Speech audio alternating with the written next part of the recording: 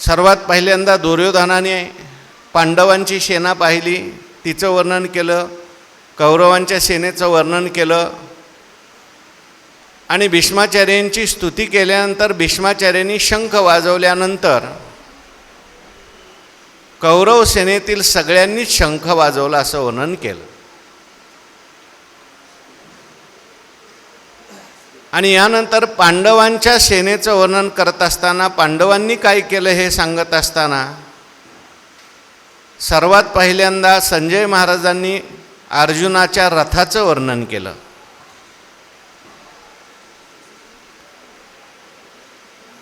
तत श्वेतैर्हयैर्युक्ते महती शंदने स्थितो.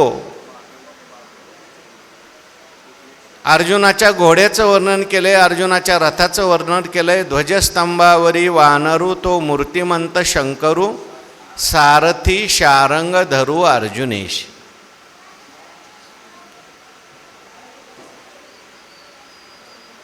ज्ञानेश्वर महाराजांनी हे वर्णन करत असताना भगवंताचं वर्णन केलेलं आहे. देखा नवलतया प्रभूचे अद्भुत प्रेम भक्ताचे जे सारथ्यपण पार्थाचे करीतो असे. पायिकू पाठीशी घातला आपण पुढा राहिला तेने पांचजन्य आस्फुरिला अवलीळाची. भगवान परमात्म्याने सर्वात पहिल्यांदा शंख वाजवलाय. कौरवांच्या बाजूने जे शंख वाजवले गेले त्याच्यात शंखांची नावं सांगितलेली नाहीत. कोणी कोणता शंख वाजवला वगैरे काही सांगितलं नाही. फक्त भीष्माचार्यांनी शंख वाजवला आणि भीष्माचार्यांच्या नंतर सगळ्यांनी शंख वाजवले. पण पांडवांच्या बाजूने मात्र पहिल्यांदा शंख कोणी वाजवलाय?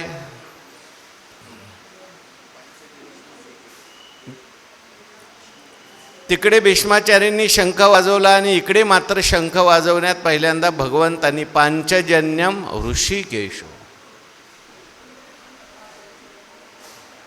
तसं देवाला शंख वाजवण्याचं काही कारण नाही. कारण भगवंतांनी प्रतिज्ञा केलेली आहे, मी हातामध्ये शस्त्र धरणार नाही,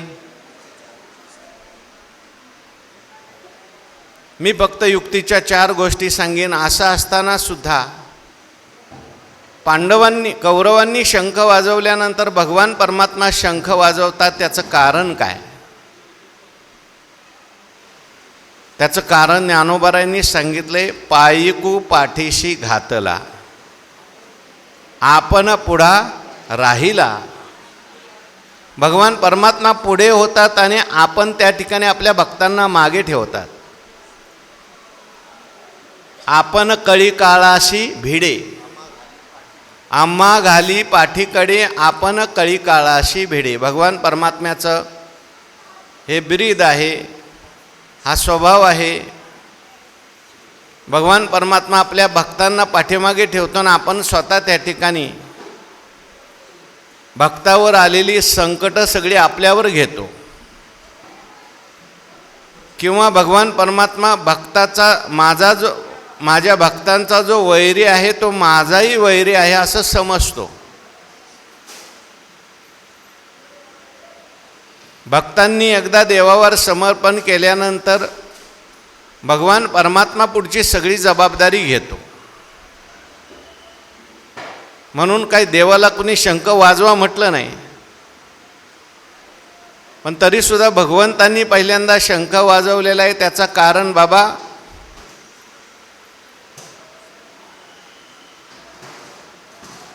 तुम्ही सगळे पांडवांचे शत्रू आहात ना, माझे सुद्धा तुम्ही सगळे शत्रूच आहात. देवाचा तो शत्रू वैरी दावेदार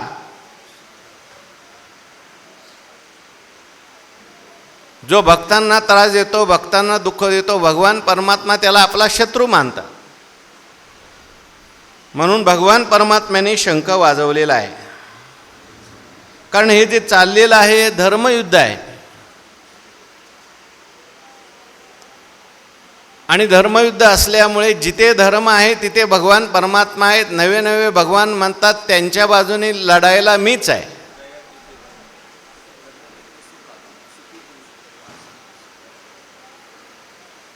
भगवान परमात्मा म्हणतात, शंख तसं पाहायला गेलं तर विजयाचं सुद्धा प्रतीक आहे.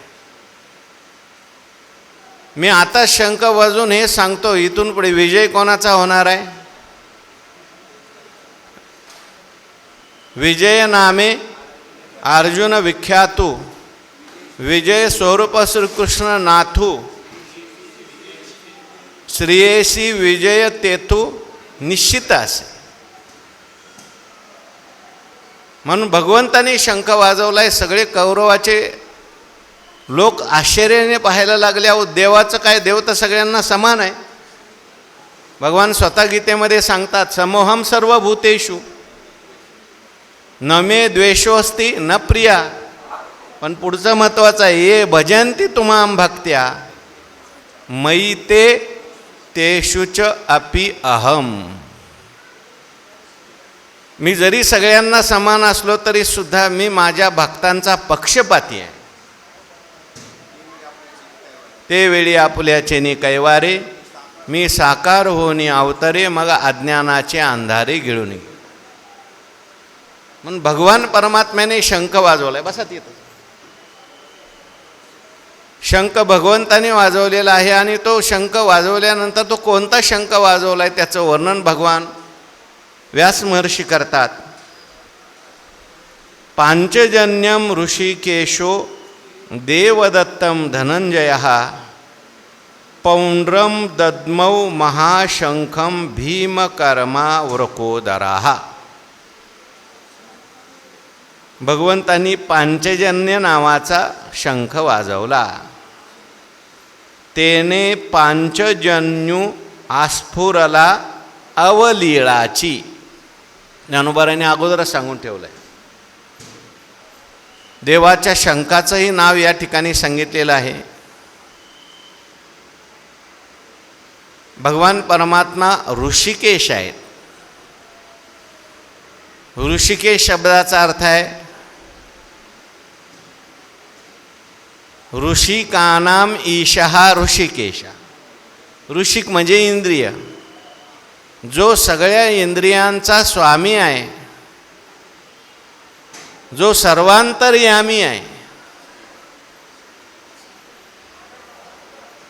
बाळाला दर्शन देण्याकरता गेले. ध्रुव बाळाच्या समोर उभे राहिले आणि ध्रुव बाळाला काही सुचत नव्हतं बोलावं.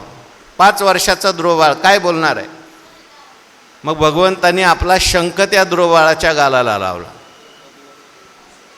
आणि मग ध्रुव बाळाने भगवंताची स्तुती केली. योंत प्रविश्य मम वाच मिमाम प्रसुप्ताम संजीवयत्ते खेल शक्तिधर स्वधामना. भगवान परमात्म्याची स्तुती करताना ध्रुव बाळ म्हणतात, यो अंतप्रविश्य, माझ्या अंतकरणात ज्याने प्रवेश केलेला आहे, माझ्या शरीरात ज्याने प्रवेश केलेला आहे, माझ्या सर्व इंद्रियात ज्याने प्रवेश केलेला आहे,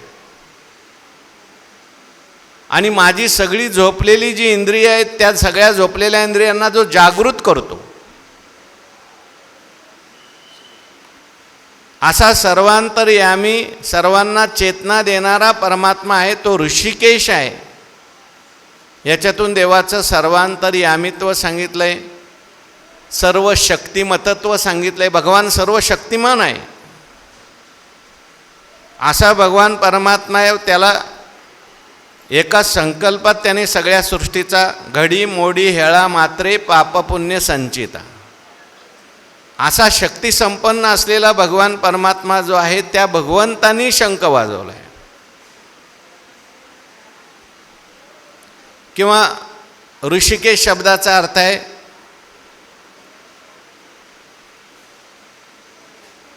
इंद्रियांचा स्वामी किंवा गोडाकेश असं सुद्धा नाव आलेलं आहे. कुरळे कुरळे केस असलेला सुंदर असलेला भगवान परमात्मा. भगवंतांनी शंख वाजवत असताना पांचजन्य नावाचा शंख वाजवला आहे. हा पांचजन्य शंख जो आहे त्याचा सुद्धा इतिहास आपल्याला सगळ्यांना माहिती आहे. तुकाराम महाराजांनी याचं वर्णन केलं आहे, ज्ञानेश्वर महाराजांनी सुद्धा याचं वर्णन केलं आहे. ज्ञानेश्वर महाराजांनी काय वर्णन केलंय? जेने वरी हानितलासे पापरा, त्याचा चरण वाहसी दातारा, अजूनी वैरे याचिया कलेवरा विसंबसी ना. अजूनी वैरियाच्या कलेवरा विसंबसी ना. भगवान परमात्मा जो आहे किती दयाळू आहे, किती कृपाळू आहे. वैऱ्याचं कलेवर भगवान परमात्मा हातात घेऊन फिरतात. वेद खाये शंकासूर, त्याचे वागवी कलेवर, तुकाराम महाराज म्हणतात. हा शंकासूर आहे तो, हाच पांचजन्य नावाचा दैत्य आहे. अनेक कथा या संबंधी आहेत पुराणामध्ये. याने वेद चोरून नेले, हा समुद्रामध्ये लपून बसत होता. भगवान परमात्म्याने त्या ठिकाणी गुरुचा जो मुलगा होता, मृत पुत्र आणण्याकरता म्हणून भगवान परमात्मा समुद्रावर गेले. त्या समुद्राला मुलगा मागितला. समुद्राने सांगितला, मी काय आणला नाही, कदाचित माझ्या पोटामध्ये हा दैत्य राहतो, याने कदाचित त्याला खाल्ला असेल, गिळला असेल. भगवान परमात्म्याने त्या पांचजन्य नावाच्या दैत्याचा वध केला, पण त्याच्या पोटात काय सापडला नाही. मग भगवान परमात्म्याने त्या दैत्याचा कलेवर आपल्या हातात ठेवलं. देवा, मी तो मुलगा आणलाच नाही, मला कशाला तुम्ही मारता, मलाही तुम्ही वर द्या, माझा तुम्हाला नेहमी स्मरण राहिलं पाहिजे. ठीक आहे बाबा, तुझं नेहमी मी स्मरण करेल, तुझा शरीर जे आहे ते मी हातात ठेवेल. तोच पांचजन्य घेऊन भगवान परमात्मा यमलोकात गेले आणि तिथे पांचजन्य शंख वाजवला. म्हणजे असा असलेला जो पांचजन्य नावाचा शंख आहे तो भगवान परमात्म्याने त्या ठिकाणी वाजवला. पांचजन्यम ऋषिकेशो, हा पांचजन्य शंख म्हणजे एक प्रकारचा धर्माचा अधर्मावर असलेला विजय सांगण्याचं द्योतक आहे. दैत्यांना मारून मी त्याचं कलेवर हातात ठेवलं आहे, मी दैत्यांना मारण्याकरताच जन्माला आलेलो आहे म्हणून भगवंतानी शंख वाजवला आहे. पांचजन्य हातात घेऊन शंख वाजवला आहे. बघा, आता तुम्ही सुद्धा सगळे दैत्यासारखे वागतायत ना, मी तुम्हाला मारणार आहे.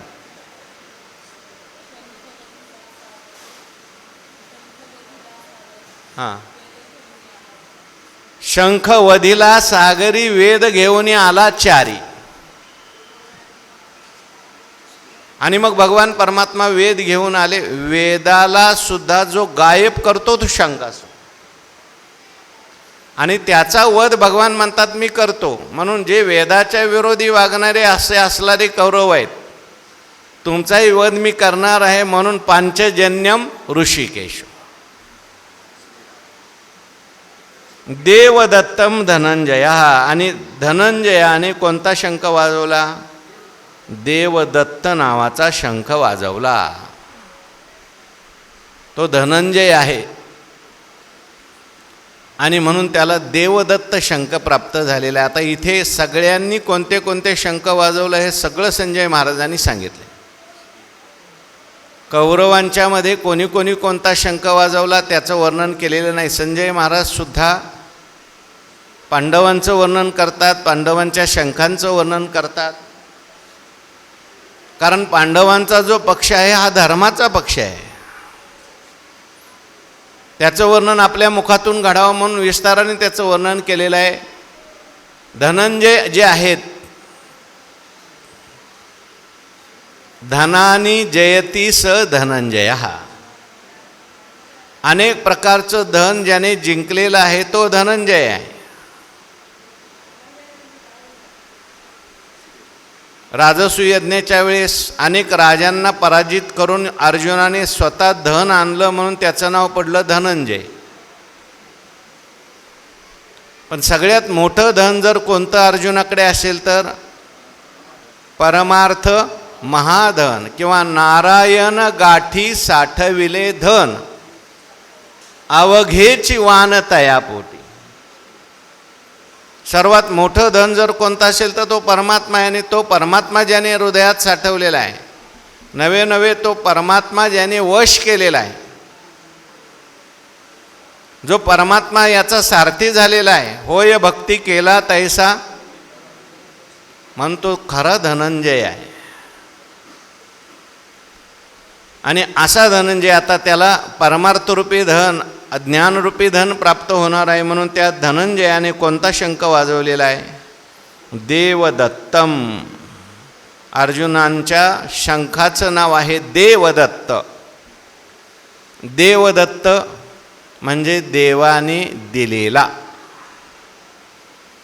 अर्जुन महाराज देवांना मदत करण्याकरता कधी कधी मधून अधून स्वर्गामध्ये जात होते. स्वर्गामध्ये 2 दैत्य देवांना त्रास देत होते. त्यांचं नाव आहे निवात आणि कवच. तुवा संग्रामी हरू जिंतीला, निवात कवचाचा ठाव फेडिला. आणि त्या निवात कवचाला मारण्याकरता देवसुद्धा समर्थ नव्हते. अशांना अर्जुनाने जाऊन मारलं. देवांना विजय प्राप्त झाला, देवांना सुख प्राप्त झालं. आणि म्हणून देवांनी त्यांना अर्जुनाला शंख दिला. त्याचं नाव काय? देवदत्त.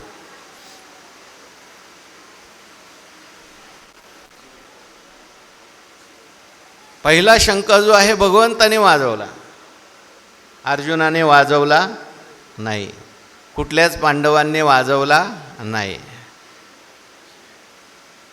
पांडवांच्या मध्ये मुख्य जर कोण असेल त्या ठिकाणी सगळ्यांना प्राधान्य कोणाला देत असतील तर ते सगळे प्राधान्य देवाला देतात. देव पुढे आणि मग आम्ही त्यांच्या पाठीमागे. अगोदर देवाने बोलायचं आणि मग देवानंतर आम्ही बोलायचं.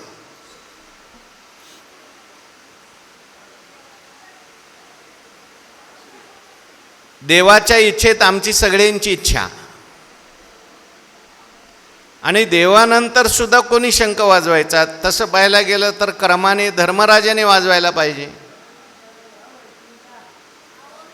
पण देवानंतर मग देवाचे आवडते भक्त असलेले अर्जुन महाराज आहेत, त्यांनी शंख वाजवलेला आहे. देवदत्तम धनंजय. आणि पुढे मग त्यांनी शंख वाजवल्यानंतर मग पुढे देवाच्या आवाजात आता देवाचाही शंख वाजला, भक्ताचाही शंख वाजला. देवाचा शंख वाजल्यानंतर भक्तांनी सांगितलं, ठीक आहे देवा, आम्ही तुमच्या बरोबर आहोत, तुम्ही आमच्या बरोबर आहात, त्यामुळे आता आम्ही तुम्ही सांगणार तसं करणार. आणि यानंतर पौंड्रम पौंड्रम दद्मौ महाशंखम भीमकर्मावृकोदरः. कोणी शंख वाजवला यानंतर? भीमांनी शंख वाजवला. भीमांना वर्णन करत असताना संजय महाराजांनी भीमाच्या शंखाचं नाव आहे पौंड्र. आणि भीमाचं वर्णन करताना भीमकर्मा वृकोदरा महाशंखम पौंड्रम दद्मौ. भीमाचा जो शंख आहे तो महाशंख आहे, त्याचं नाव आहे पौंड्रम. पौंड्र हा महाशंख आहे, फार मोठा शंख आहे. कारण भीमसुद्धा जसा आहे तसंच त्याचा शंख आहे. भीम कसे आहेत म्हटले? भीमकर्मा वृकोदरा. तो भीमकर्मा आहे आणि वृकोदरा आहे. वृकोदरा म्हणजे ज्याच्या उदरामध्ये वृक नावाचा अग्नी आहे. वृक शब्दाचे 2 अर्थ आहेत. एक वृक नावाचा अग्नी किंवा वृक म्हणजे लांडगा असाही अर्थ होतो. भीमाला खायला भरपूर लागत होतं, म्हणून भिक्षा आणल्यानंतर जी कुंती माता आहे ती द्रौपदीला सांगायची, ती भिक्षा अर्धी अर्धी करायची. पहिल्यांदा त्या भिक्षेतला काही भाग काढायचा अतिथी करता, आणि जो राहिलेला भाग आहे त्यातली अर्धी भिक्षा करायची, अर्धा वाटा भीमाला द्यायचा आणि बाकीचा 4 जणांनी खायचा. 4 नाही, 6 जण. द्रौपदी आहे, कुंती आहे आणि 4.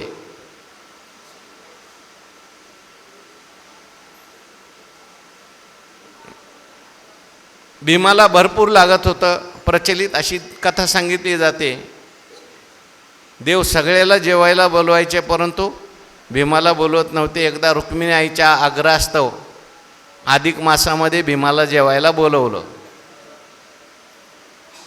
सगळ्या रिद्धी रुक्मिणी आईसाहेबांनी बोलवल्या, पण कोणाचंच काही चाललं नाही, सगळं संपून गेलं. आणि मग शेवटी भीमाला सांगितलं, हा कुंती मातेचा घास. तेव्हा भीम थांबला. भीमकर्मा आहे तो. भीमकर्मा म्हणजे ज्याचं कर्म भयंकर आहे. भीमांनी मोठे मोठे दैत्य सहज मारलेले. त्याच्यामध्ये हिडिंबासूर आहे, बकासूर आहे, आणखीन जरासंध आहे. हो, तो हिडिंबासूर नावाचा दैत्य हे पांडव लाक्षागृहातून सुटले आणि आले. एका वनामध्ये असताना सगळे झोपलेले आहेत. रक्षणाची जबाबदारी भीमावर होती.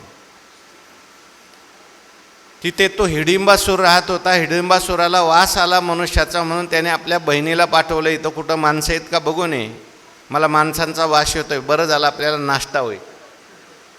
ती हिडिंबा आली आणि तिने भीमाला पाहिलं. जागत असलेल्या भीमाचं रूप पाहून मोहित झाली आणि भीमाला सांगितलं, माझ्या भावाने मला पाठवलंय,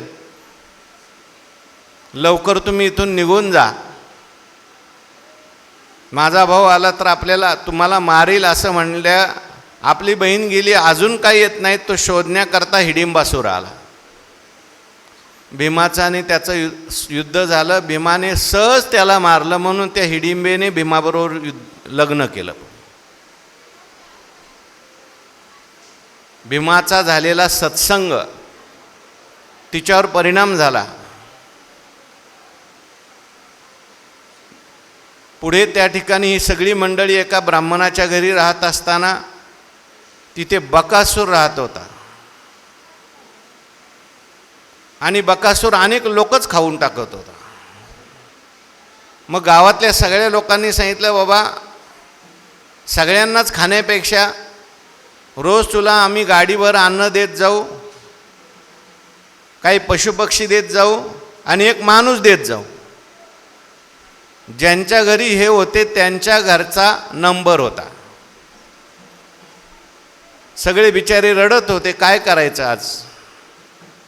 मुलगा म्हणतो मी जातो, मुलगी म्हणते मी जाते, आईवडील म्हणतात आता आम्ही म्हातारे झालो आम्ही जातो. कुंतीने हे सगळं पाहिलं, ऐकलं आणि कुंती त्या ठिकाणी दुःखी झाली. आपण ज्यांच्या घरी आलो त्यांच्यावर संकट आलंय, यांनी आपल्याला जागा दिली, आपण यांच्या अतिथी आहोत, यांच्यावर संकट आलंय ना, आपण ते संकट आपल्यावर घेतलं पाहिजे. म्हटले बाई काही रडू नको, मला 5 आहेत, यातला 1 मी देऊन टाकते. ती बाई म्हणायला लागली, अहो तुम्ही आमचे अतिथी आहात, अतिथीची सेवा आम्ही केली पाहिजे, का उगाच तुम्हाला त्या राक्षसाकडे पाठवायचं. म्हटली माझा मुलगा जो आहे तो राक्षसाला मारून आल्याशिवाय राहणार नाही, मला खात्री आहे. माझा भीम खूप बलवान आहे. म्हणून भीमाला त्या अन्न घेऊन पाठवलं, गाडाभर अन्न सगळं काही घेऊन पाठवलं. रस्त्यात भीमालाच भूक लागली आणि तिथं गेल्यानंतर भीमानेच ते गाडाभर अन्न खाल्लं असं वर्णन केलं. बकासूर आला आणि पाहतोय तर आपलं सगळं गाडाभर अन्न फस्त करणारा कोण आहे हा. भीमाला मारायला सुरुवात केली, पण भीमाने अन्न खायचं काय सोडलं नाही. ते म्हटले माझं पोट भरू दे मग तुझ्याकडे बघतो. भीमकर्मा वृकोदरहा असा वृकोदर असलेला भीम आहे. त्याने कोणता शंख वाजवला, पौंड्रम दद्मौ, पौंड्र नावाचा, पौंड्र महाशंखम पौंड्रम असं म्हटलेलं आहे. महाशंख म्हणजे मोठा शंख आहे तो. पौंड्र नावाचा शंख त्यांनी वाजवलेला आहे. आणि या शंखांचा आवाज झालेला आहे आता. परी तो महाघोषू थोरू, गाजत असे गहिरू, जैसा उदयला लोपी दिनकरू नक्षत्राते. परी तो महाघोषू थोरू. आता भगवंताने वाजवलेला शंख आहे. पहिल्यांदा भगवंतानी शंख वाजवला, त्या शंखाचं वर्णन करतायत ज्ञानोबा आहेत, किती मोठा घोष झाला. जेव्हा जेव्हा भगवंतानी शंख वाजवलेला आहे तेव्हा सगळ्या पृथ्वीवर त्याचा नाद घुमलेला आहे. हा पंचजन्य शंख भगवंतानी गुरुचा मुलगा आणण्याकरता यमलोकात जाऊन, संयमनी लोकात जाऊन वाजवला. सगळा यम घाबरून गेला.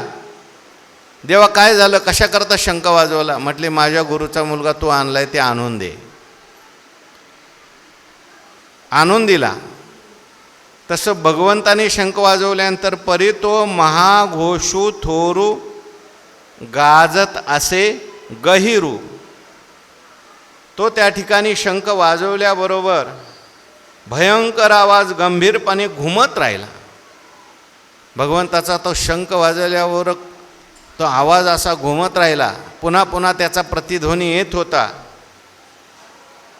कशाप्रमाणे ज्ञानोबा वर्णन करतात, जैसा उदयला लोपी दिनकरू नक्षत्राते. ज्याप्रमाणे उगवलेला सूर्य नक्षत्रांना लोपून टाकतो, तैसे तुर बंबाळू भवते. तुरबंबाळू भवते, कौरवदळी गाजत होते, ते हारपोनी नेनो केऊते गेले तेथ. कौरवांच्या सैन्यात जिकडे तिकडे दुमदुमणारा तो वाद्याचा कल्लोळ, तो त्या शंखाच्या महानादाने कोणीकडे लोपून गेला. कशाप्रमाणे ज्ञानोबारांनी उदाहरण दिलं, ज्याप्रमाणे जैसा उदयला लोपी दिनकरू नक्षत्राते. कौरवांनी वाजवलेले शंख, भीष्माचार्यांनी वाजवलेले शंख, त्यांचा आवाज येत होता. पण ज्यावेळेस भगवान श्रीकृष्ण परमात्म्याने आपला पांचजन्य नावाचा शंख वाजवला, त्याचा आवाज एवढा दुमदुमू लागला, त्याचा प्रतिध्वनी एवढ्या मोठ्याने आला की त्या प्रतिध्वनीमुळे आपलं कौरव सैन्याचे वाजत असलेले वाद्य म्हणा, शंख म्हणा, त्याचा आवाज सगळ्यांचा लोपून गेला. कशाप्रमाणे? जैसा उदयला लोपी दिनकरू नक्षत्राते. सूर्य उगवल्यानंतर ज्याप्रमाणे सगळी नक्षत्र लोपून जातात. ज्ञानोबारांनी अनेक ठिकाणी उदाहरण दिलंय. जैशी तारा तेज संपत्ती दिनकरा पाशी. ते ज्ञानयज्ञाची सरी न पवती. नक्षत्र त्या ठिकाणी आकाशामध्ये उगवतात, रात्रीच्या वेळेस त्या ठिकाणी चमकतात. पण सकाळी सूर्योदय झाला, सूर्योदया सरशी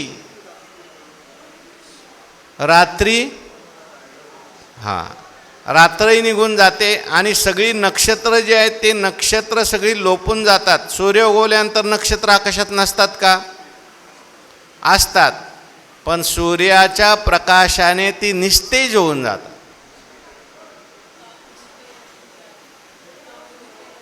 का उदिते रश्मी राजे, लोपिली चंद्रादी तेजे. तसं भगवंताचा जो शंख आहे तो सूर्यासारखा आहे. सूर्याचा प्रकाश पडल्यानंतर नक्षत्र असून सुद्धा जशी दिसत नाहीत, त्या प्रखर तेजात ते लोपून जातात. तेजे लोपला गबसती नाही. तसं भगवंतानी शंख वाजवलाय तो सूर्यासारखा आहे. आणि हा शंख वाजल्यानंतर हे कौरवांनी वाजवलेले शंख, भीष्माचार्यांनी वाजवलेले शंख, जे काही नाद केले होते, वाद्य वाजवले, त्या सगळ्या वाद्यांचा ध्वनी आपोआप त्या ठिकाणी लुप्त झाल्यासारखा झाला. तैसे तूरबंबाळू भवते. सभोवती वाजत असणारी जेवढी काही वाद्य होती, कौरव दळी गाजत होते. कौरव दळामध्ये वाद्य वाजत होती सगळी. शंख वाजवत होतं, कोणी वाद्य वाजवत होतं, नगारे वाजवत होते. तत शंकाश्च भैर्यश्च पनवानक गोमुखाहा वाजवत होते सगळे. पण हे वाजत असताना ते हारपोणी नेनो केवते गेले तेथ. कुठं गेलं त्यांचा आवाज तेच कळत नाही. आता आवाज कोणाचा घुमायला लागला? भगवंताचा आवाज आहे. भगवान परमात्मा शंखाच्याद्वारे त्या कौरवांना सांगतात, तुम्ही किती आवाज केला तरी माझ्या आवाजासमोर तुमचा आवाज नाही. माझ्या भक्तांचं रक्षण करण्याकरता मी समर्थ आहे. तुम्ही जरी एवढे 11 अक्षयिणी असले ना 100 कौरव असले तरी मी एकटाच तुम्हाला पुरेसा आहे. मी पांडवांच्या बाजूने आहे. तुम्ही काही काळजी करू नका. पांडवांना सांगितलं तुम्ही काही काळजी करू नका, मी आहे तुमच्या बाजूने. आणि कौरवांचा जो काही ध्वनी होता तो सगळा ध्वनी लुप्त झाला. आणि म्हणून तैसाची देखे येरे निनादे अति गहिरे देवदत्त धनुर्धरे आस्फुरिला. आणि अर्जुनांना सुद्धा काय आलं? एक धैर्य प्राप्त झालं, बळ प्राप्त झालं.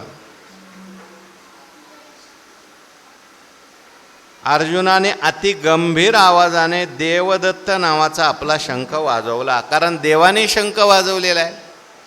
आता आपल्याला कुठल्याही प्रकारची भीती नाही. आपलं रक्षण करणारा आपल्याबरोबर आहे. आणि म्हणून आता आपल्याला सुद्धा काही भीती नाही. म्हणून अर्जुनाने शंख वाजवला, देवा आता तुम्ही जे सांगणार आहे ते मी करायला तयार आहे. आम्ही देवा तुमच्या आज्ञेत आहोत. आणि म्हणून अर्जुनाने सुद्धा शंख वाजवला. तैसाची देखे एरे म्हणजे तसाच. कसा शंख आहे? जसा भगवान परमात्म्याचा शंख आहे तसाच आहे. नर तैसा नारायण. हा. आणि कोणा देता कोण? तो नर तैसा नारायण.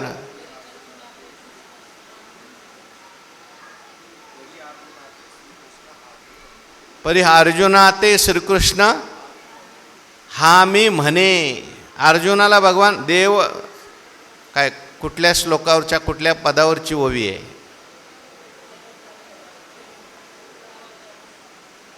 भगवान परमात्मा अर्जुनाला म्हणतात, बाबा तू आणि मी एकच आहेत. म्हणून नर तैसा नारायण. जसा नर आहे ना, नारायण आहे ना, तसाच हा नर आहे. दोघेही देवाचेच अवतार आहेत. मी तू दोन्ही स्वरूप एक म्हटलंय. आणि म्हणून तैसाची देखे येरे. बघा म्हणजे तसाच. तैसाची म्हणजे देवाने वाजवला होता ना तसाच. देखे येरे निनादे अति गहरे. अगदी गंभीर आवाजामध्ये देवदत्त धनुर्धरे आस्फुरिला. संजयनी वर्णन करताना देवदत्तम धनंजय म्हटलंय. ज्ञानोबारायांनी मात्र देवदत्त धनुर्धरे म्हटले. अर्जुनाचं वर्णन करताना इथे धनुर्धर असं वर्णन केलंय, ज्याने धनुष्य धारण केलंय. गांडीव नावाचं धनुष्य ज्याच्या हातामध्ये आहे असा धनुष्यधारी अर्जुन आहे. आणि त्याने देवदत्त आस्फुरिला आपला शंख वाजवला. ते दोन्ही शब्द अचाट मिनले एकवट. तेथ ब्रह्म कटाह शतकूट हो पाहते झाले. आता एकतर देवाचा आवाज एवढा मोठा आहे आणि देवाच्या शंखाच्या आवाजाबरोबर अर्जुनाने शंख वाजवला आणि त्या शंखांचा आवाज एवढा मोठा झाला, ज्ञानोबाराय सांगतात ते दोन्ही शब्द आचाट मिनले एकवट, ते दोन्ही शब्द एक झाले. देवाचा शब्द आणि अर्जुनाचा शब्द एक झाला, वेगवेगळा नाही. कारण देवाचा आवाज आणि भक्ताचा आवाज एकच आहे. आणि दोघांचा आवाज मोठ्याने असल्यामुळे त्याचा आवाज आणखीन मोठा झाला. किती मोठा झाला म्हटले, त्या आवाजाने तेथ ब्रह्मकटाह शतकूट हो पाहत असे. सर्व ब्रह्मांड शतचूर्ण होतंय की काय, 100 तुकडे त्या ब्रह्मांडाचे होतात की काय, असं त्या ठिकाणी वाटायला लागलं. सगळ्यांना असं वाटायला लागलं आता हे ब्रह्मांड राहत नाही. या ब्रह्मांडाचे या आवाजाने 100 तुकडे होणार आहेत. अजून युद्ध व्हायचं आहे, पण युद्ध व्हायच्या आधीच देवाचा आणि अर्जुनाचा शंख वाजल्याबरोबर सगळ्यांना असं वाटायला लागलं, किंबहुना कौरव सेनेमध्ये तर भीती निर्माण झाली. पृथ्वी गेली रे गेली म्हटली. हां, म्हणून तेथ ब्रह्मकटाह शतकूट हो पाहत असे. त्या ठिकाणी 100 तुकडे होतात की काय असं होऊ लागलं. आणि मग मात्र तव भीमसेनू विसनेला जैसा महाकाळू खवळला, तेने पौंड्र आस्फुरिला महाशंकू. तेव्हा मग इतक्यात खवळलेल्या कृतांताप्रमाणे आवेश चढलेला भीमाने आपला पौंड्र नावाचा मोठा शंख वाजवला. भीमाला आवेश निर्माण झाला. आता देवाने शंख वाजवलेला आहे, देवाच्या नंतर अर्जुनानेही शंख वाजवलेला आहे, आणि 3 नंबरला मात्र शंख कोणी वाजवलेला आहे? भीमाने वाजवलेला आहे. आणि भीमाने शंख वाजवत असताना भीमाला त्या ठिकाणी आवेश आलेला आहे. कारण भीमाचं वर्णन करत असताना वरी भीमसेनू बेतू हे तिकडने लोकांनी केलेलं वर्णन आहे, दुर्योधनाने केलेलं आहे. भीम म्हणजे एक प्रकारचा साक्षात सुडाग्नीच आहे. म्हणून आवेश आहे भीमाला. भीमाला जेवढा या कौरवांचा राग आहे तेवढा राग दुसऱ्या कोणालाच नाही. साक्षात प्रतिशोध, मूर्तिमंत प्रतिशोध म्हणजे भीम आहेत. द्रौपदीच्या वस्त्रहरणाच्या वेळेस भीमाने प्रतिज्ञा केलेली आहे, या दुःशासनाचं रक्त त्या ठिकाणी द्रौपदीच्या केसांना लावील, ह्याचं रक्त मी प्राशन करील, तेव्हाच मी त्या ठिकाणी शांत बसेल. म्हणून भीम वाटत पाहत होते, कधी देव शंख वाजवतायत, कधी अर्जुन शंख वाजवतायत, कधी मी यांचा सूड उगवतोय, कधी मी बदला घेतोय. म्हणून तव भीमसेनू विसनेला म्हणजे आवेशात आला. भीमसेनू म्हटलंय. ज्ञानोबराय वर्णन करतात, हा त्या ठिकाणी महायोद्धा आहे. आणि जैसा महाकाळू खवळला, जसं काही महाकाळच खवळला आहे. भीमसेन म्हणजे कोण आहे? महाकाळ आहे. नुसता काळ नाही, काय आहे? महाकाळ आहे. हा कौरवांच्या करता महाकाळ आहे. आणि हा महाकाळ खवळल्यासारखा झाला. भीमसेन आता खवळलेले आहेत. वाटच बघत होते, कधी देव शंख वाजवत आहेत, कधी अर्जुन शंख वाजवतोय. आणि यांच्या शंखाचा आवाज ऐकल्याबरोबर भीमसेन आता खवळलेले आहेत. जेव्हा जेव्हा युद्ध झालेलं आहे तेव्हा तेव्हा भीमांनी खूप आवेशाने युद्ध केलेलं आहे. आणि असे भीमसेन त्या ठिकाणी खवळलेले आहेत, जैसा महाकाळू खवळला, महाकाळ जणू काय खवळलाय, तेने पौंड्र आस्फुरिला महाशंखू, त्याने त्या ठिकाणी पौंड्र नावाचा महाशंख जो आहे, आता भीमकर्म आहेत, महान असलेले आहेत, शूर आहेत, वीर आहेत, त्यांचा शंखही तसाच, आणि त्यांनी पौंड्र नावाचा शंख त्या ठिकाणी वाजवला. आणखीन पुढे कोणी कोणी शंख वाजवला, वाचा पुढचा श्लोक. अनंत विजयम राजा कुंती पुत्रो युधिष्ठिरः नकुलः सहदेवश्च सुघोषमणिपुष्पकौ.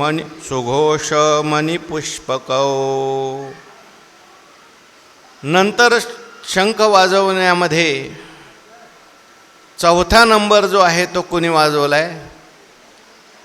अनंत विजयम राजा, राजा अनंत विजयम शंखम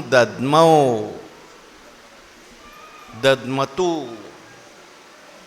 युधिष्ठिर महाराजांनी शंख कुंती पुत्रो युधिष्ठिराः, कुंती पुत्र युधिष्ठिर जे आहेत त्यांनी अनंत विजय नावाचा शंख त्या ठिकाणी वाजवला. वास्तविक पाहता कुंती पुत्र राजा आहेत. इथे राजा म्हणून उल्लेख केला आहे संजय महाराजांनी. राजसू यज्ञामध्ये सगळे राजे जिंकून ते स्वतः राजे झाले होते. खरं राजा होण्याला पात्र कोण आहेत? दुर्योधनाचं वर्णन करताना राजा शब्द वापरलाय संजयने, पण त्या वरवरचा वापरलाय. आणि इथे मात्र खरा राजा म्हणून शब्द वापरलाय. अनंत विजयम राजा कुंती पुत्रो युधिष्ठिरः. राजा आहे, खरा राजा हा आहे, म्हणजे प्रजेने मान्य केलेला राजा खरा राजा आहे. दुर्योधनाला प्रजेने मान्य केलं नव्हतं. ज्यावेळेस पांडव वनवासाला निघाले त्यावेळेस वनवासाला जात असताना सगळ्या हस्तिनापुरातले लोक पांडवांच्या बरोबर निघाले, धर्मराजाच्या बरोबर निघाले, सगळे ब्राह्मण निघाले, ऋषी निघाले, असं वर्णन केलं आहे. या धर्मराजाने त्यांना विनंती केली, बाबा मला वनवासात जायचे, तुम्ही कशाला माझ्यावर येता? बरं आता माझ्याकडे काही सामर्थ्य नाही, मी तुम्हाला वनात त्या ठिकाणी अन्नधान्य पुरवू शकणार नाही. पण ते म्हटले जिथं तुम्ही आहे ना तिथंच आमचा हस्तिनापूर आहे. हजारो ब्राह्मण, हजारो ऋषी, हजारो नागरिक त्याच्याबरोबर आहेत वनवासात. मग असा जो कुंतीपुत्र आहे, आणि तो सामान्य नाही, तो राजा तर आहेच आहे, परंतु इथे संजय महाराज विशेषण देतात कुंती पुत्र आहे. कुंती जशी तपस्वी आहे आणि त्या तपातून प्राप्त झालेला हा पुत्र आहे. कोणाच्या कृपाशीर्वादाने प्राप्त झाला आहे कुंतीला? धर्मराज, धर्माच्याच 5 देवांच्या कृपेने 5 मुलं प्राप्त झाली, त्यात धर्माच्या कृपेने प्राप्त झालेला आहे. त्यामुळे त्याने आपल्या जीवनात धर्म कधीच सोडला नाही. मी मागे सांगून आलो, द्रौपदी म्हणते कशा करता एवढा सगळा धर्म पाळायचा, आपल्या जीवनात जर एवढं दुःख येतं तर काय दिलं तुम्हाला धर्माने आतापर्यंत, मला सांगा ना. ते म्हटले तुला कोणी सांगितलं मी धर्म सुखाकरता त्या ठिकाणी धर्माचं पालन करतोय? मला सुख पाहिजे म्हणून मी धर्माचं पालन करत नाही. धर्माचं पालन करणं हे माझं कर्तव्य आहे म्हणून धर्माचं पालन करतोय. कुंतीने ज्याप्रमाणे तप केलेलं आहे, कुंती ज्याप्रमाणे भक्त आहे, सुखाचा प्रसंग आला असताना कुंतीने देवाकडे काय मागितलंय? दुःख मागितलंय. कारण तुझं स्मरण घडावं. विपदः संतु न शश्वत तत्र तत्र जगद्गुरो भवतो दर्शनम यत् स्यात् अपुनर्भव दर्शनम म्हणते. म्हणून कुंतीसारखाच हा धर्मराज आहे बरं का. किती जरी दुःख सहन केली, किती जरी दुःख जीवनात आली, तरी कधी धर्म सोडला नाही, देवाची भक्ती सोडली नाही, नामस्मरण सोडलं नाही. उलट दुःख ही सुद्धा आपल्यावर देवाची कृपा आहे असं मानणारा धर्मराज. म्हणून कुंती पुत्रो म्हटलंय. हा कुंतीचा मुलगा आहे. खरंच कुंतीचा मुलगा शोभतो. कुंतीचे सगळे गुण याच्यामध्ये आलेले आहेत. कुंती म्हणजे काय सामान्य होती का हो? भगवंताची आत्या, वसुदेवांची बहीण, पुन्हा भगवंताची भक्तसुद्धा आहे. भगवंताला प्रार्थना करते कुंती, सतत मला तुझं ध्यान घडलं पाहिजे, माझ्या मनातली आसक्ती सुटली पाहिजे.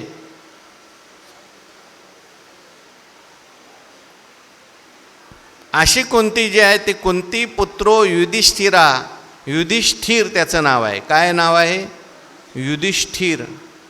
युद्धामध्ये जो स्थिर राहतो त्याला काय म्हटलंय? युधिष्ठिर. युद्धामध्ये सुद्धा ज्याचा धर्म कधी नष्ट झाला नाही, धर्मापासून जो ढळला नाही. अनेक प्रसंग आले, धर्मापासून ढळण्याचे किती प्रसंग आले असतील, पण तरीसुद्धा आपल्या धर्मापासून तो ढळला नाही. धर्माने परीक्षा घेतली त्याची अनेक वेळा. तो यक्ष प्रश्न नावाचा जो काही प्रसंग महाभारतात आलाय, साक्षात धर्माने त्याची परीक्षा घेतली. पाणी आणण्याकरता एक एक भाऊ गेला आणि तिथे गेल्यानंतर यक्षाचं उत्तर न दिल्यामुळे तिथे यक्षाच्या शापाने सगळे मरण पावले. सगळ्या प्रश्नांची उत्तरं धर्मराजाने दिली. यक्ष प्रसन्न झाले. म्हटले आता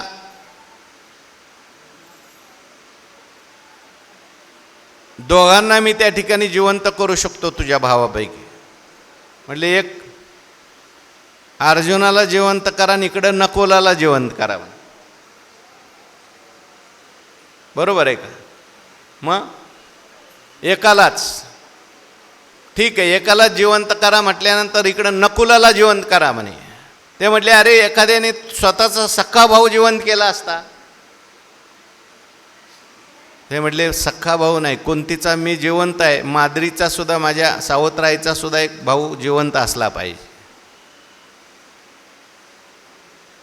ज्याचा धर्म कधी सुटला नाही. म्हणून कुंती पुत्रो युधिष्ठिरः असं म्हणतात. त्या स्वर्गारोहणाच्या वेळेस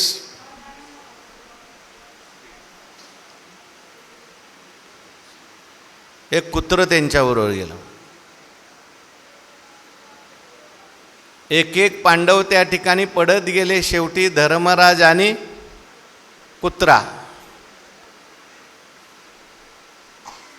स्वर्गात देवांनी सांगितलं तुम्ही या, हे कुत्रं नको तुमच्याबरोबर. म्हटले याला घेतलं तर मी येतो. ती सुद्धा परीक्षा घेण्याकरता कोण होते? धर्मच होते. बरोबर. युधिष्ठिरा, ज्यांचा धर्म कधी सुटला नाही असे धर्मराज आहेत, कुंतीपुत्र आहेत, युद्धात नेहमी स्थिर राहणार आहेत, पराक्रमी आहेत बरं का. हे सुद्धा आता इथे जे वर्णन चाललं आहे हे पराक्रमाच्या अंगाने वर्णन करायचं आहे, धर्माच्या अंगाने कमी आहे. धर्मराजांचा पराक्रमसुद्धा महाभारतामध्ये त्या ठिकाणी खूप ठिकाणी वर्णन केलेलं आहे. धर्मराजसुद्धा महापराक्रमी आहेत. म्हणून कुंती पुत्रो युधिष्ठिरः आस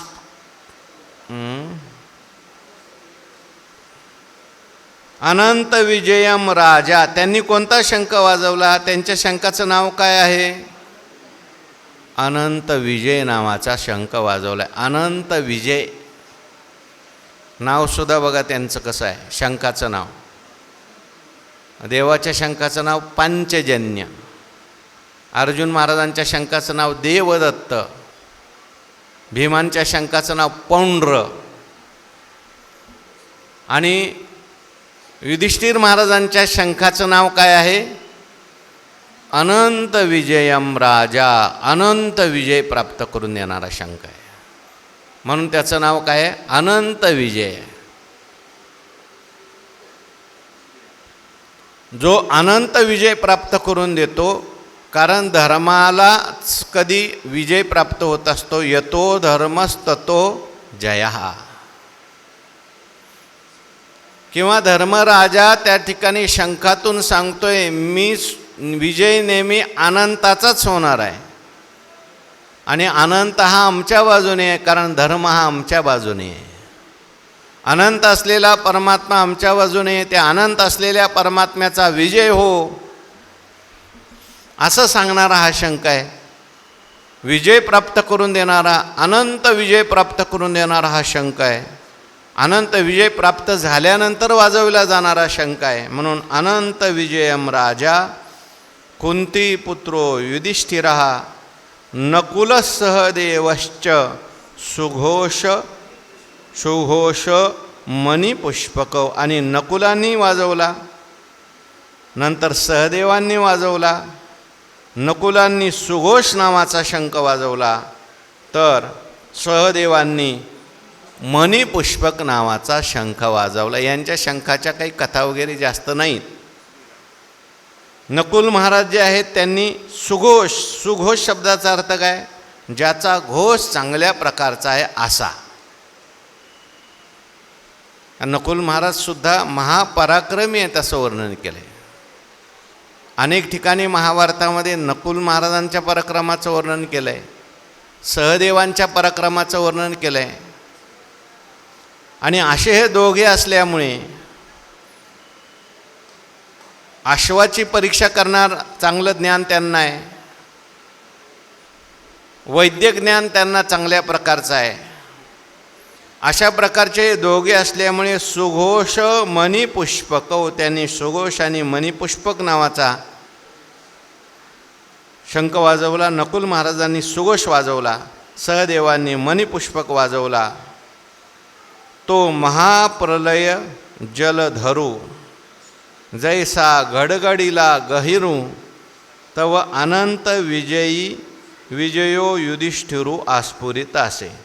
तो महाप्रलय जलधरू जैसा गडगडला गहिरू. म्हणजे पहिल्यांदा शंख कोणी वाजवला आहे, कोणीतरी वाजवला, जाऊ द्या आम्हाला झोपू द्या म्हणायचा, शंख वाजू द्या नाही तर काही होऊ द्या.